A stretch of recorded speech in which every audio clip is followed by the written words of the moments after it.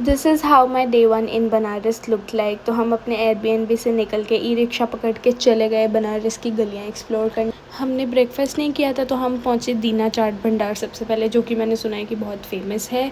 वहाँ पहुँचे, हमने ट्राई की बहुत सारी चीज़ें, पालक पत्ता चाट, दही चाट, बास्केट चाट, टमाटर चाट और समोसे छोले, और हमने सब ने मिल के ये खाया। यूपी के खाने के हिसाब से आई वॉज़ एक्सपेक्टिंग कि ये ज़्यादा स्पाइसी होगा, बट ये मतलब ठीक ठाक स्पाइसी था।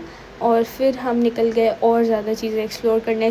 चलते चलते हम काशी विश्वनाथ धाम के सामने भी पहुँचे थे, बट हमने सोचा था कि कल हम सुबह सुबह फ्रेश एकदम नहा धो के सबसे पहले दर्शन करने जाएंगे, तो हम अंदर नहीं गए। फिर हमने और गलियाँ देखी, और ना गलियों के अंदर इतनी प्यारी प्यारी बनारसी साड़ियों की दुकानें थी, और भी बहुत सारे फूड एक्सप्लोर करने के लिए ऑप्शंस थे।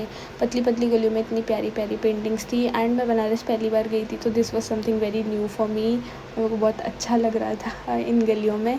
उसके बाद हम गए बोट राइडिंग के लिए। तो हमने 2500 में, लाइक वी वर 7, तो हमने 2500 रुपये में नेगोशिएट करके भैया से बोट बुक कर ली थी पर्सनल। और इसमें आरती भी इंक्लूडेड थी। तो घाट देखते देखते, बोट राइड करते करते आरती का भी समय हो गया था। जब आरती का समय हुआ तो हमने दशाश्वमेध घाट पर आरती देखी।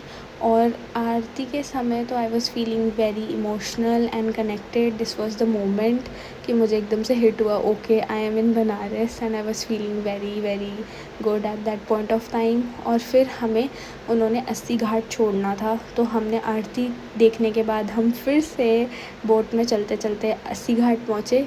और 80 घाट से हमने पकड़ा एक ई रिक्शा और हम पहुँच गए डिनर करने के लिए। बाटी चोखा जाने के बाद मुझे एकदम से अपने गांव की याद आ गई थी, बिकॉज़ इस कैफ़े की वाइब एकदम गांव जैसी थी। वहाँ पे हमने खाया लिट्टी चोखा, दाल और साथ में लस्सी, और खाना बहुत ज़्यादा टेस्टी था।